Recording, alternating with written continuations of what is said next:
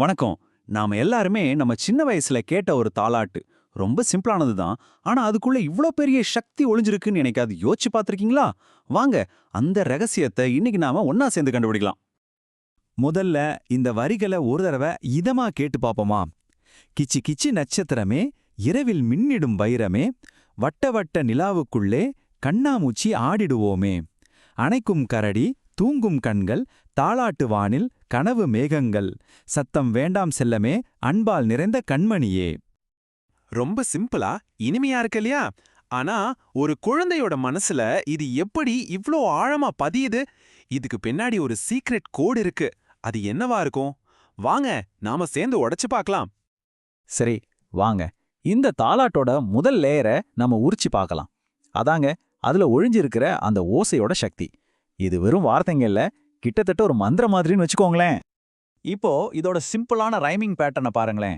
வைரமே, இரவிலே, செல்லமே, கண்மணியே, இப்படி அடுத்தடுத்து என்ன வரும்னு ஈஸியா கணிக்க முடிகிற இந்த சவுண்ட் பேட்டர்ன் இருக்குல்ல, அது ஒரு குழந்தையோட வளர்ந்து வர்ற மூளைக்கு ரொம்ப இதமா அப்படியே ஈர்க்கிற மாதிரி இருக்குமா.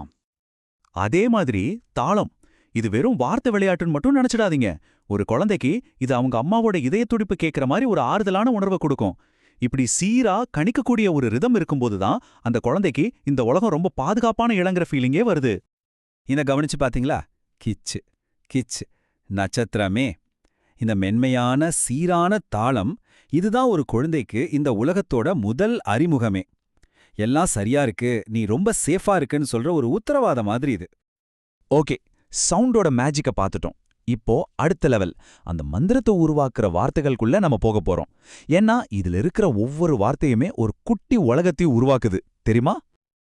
இப்போ இந்த டேபிள பாருங்க. இது ரொம்ப இன்ட்ரெஸ்டிங்கா இருக்கும். ஒரு பக்கம் பாத்தீங்கன்னா கிச்சு கிச்சு, கண்ணாமூச்சி மாதிரி ரொம்ப ஜாலியான விளையாட்டுத்தனமான வார்த்தைகள்.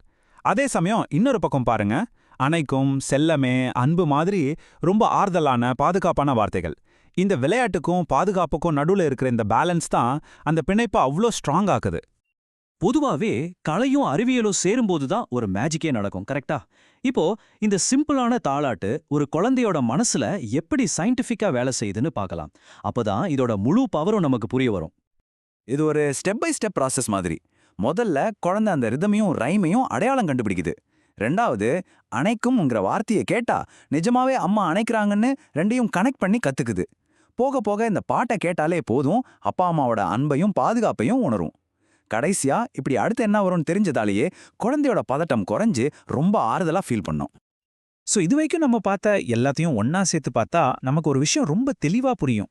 இது வெறும் டைம் பாஸ்க்காக பாடுற பாட்டு இல்ல, இது அதுக்கு மேல ரொம்ப ஆழமான ஒண்ணு. அப்போ நம்ம என்ன புரிஞ்சுக்கணும்னா, இது வெறும் பாட்டு கிடையாது. இது ஒரு குழந்தையோட மூளையை செதுக்கிற ஒரு கருவி. அதே மாதிரி பெற்றோருக்கு குழந்தைக்கு நடுவுல ஒரு உடையாத பாலத்தை கட்டுற ஒரு டூல். இது நம்மள ஒரு முக்கியமான விஷயத்தை யோசிக்க வைக்குது, இல்லையா? நாம ரொம்ப சிம்பிள், சாதாரணம் நினைக்கிற நம்மளோட டெய்லி லைஃப்ல நடக்கிற விஷயங்களுக்கு பின்னாடி இன்னும் எவ்ளோ பெரிய சக்தி ஒழிஞ்சிருக்கலாம். யோசிச்சு பாருங்களேன், நம்மளோட ஒவ்வொரு நாள்லயும் இந்த மாதிரி வேற என்னென்ன ஆழமான விஷயங்கள் ஒழிஞ்சிருக்கு.